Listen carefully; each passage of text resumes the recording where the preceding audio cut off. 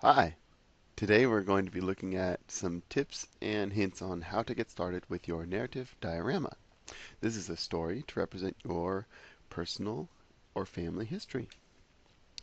So we're basing this upon Carol Walker's art, and you're going to be creating a story.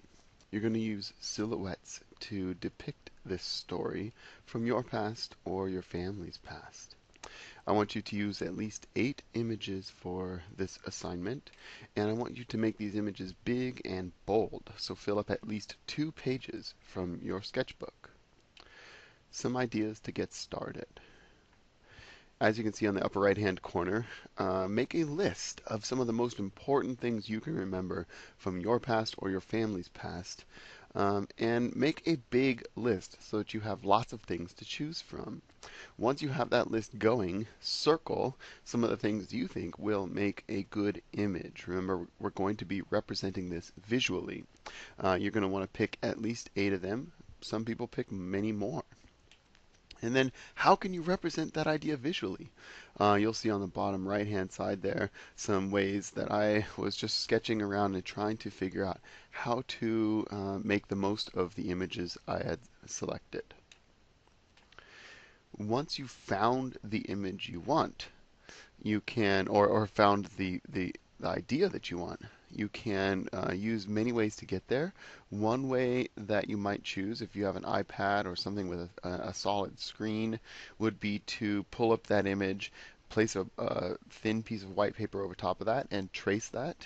Trace the outside lines only. That's all you're going to need. If you feel like you can freehand it or you want to freehand it, then go ahead and do that as well. Once you've got your white image there, cut that out.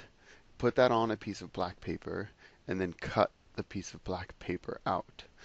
This tracing and cutting piece is probably going to take the most time for this assignment. When you're cutting, something that you can do would be to get a piece of paper, your paper that you're going to use, and your scissors. Hold your scissors really close to your chest. And almost don't even move the hand that those scissors are in, except to squeeze the scissors. Then you're going to take your piece of paper that you're cutting and move that piece of paper around as you're squeezing the scissors shut. And that's going to allow you to get the most control over the cut that you're making. Alternatively, you can choose to use an X-Acto knife for very precise curves and angles. Here's my example. My dad was from a factory town. He grew up, his grandpa worked in a mill for 30 years. And where my dad grew up, you could see the mill right out the front door. There were train tracks leading from his house, and so on. He went into the Air Force and flew jets for a long time, many years, and finally decided to become a doctor. So you can see that kind of on the left-hand side. On the right-hand side is more kind of immediate history, where I was born in Mississippi. My family lived for a long time in New Orleans. I'm a twin, so you get those parallel portraits there. And now I live in California, and I make art and teach art for a living. And so that is represented by the kind of art that I make in pottery. Rebecca's narrative diorama gives us a different way of looking at things, her own personal history.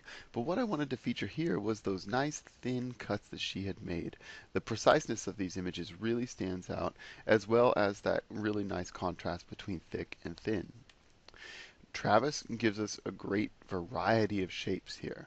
Something really strong about this piece is those big, bold images and the small little pieces within it.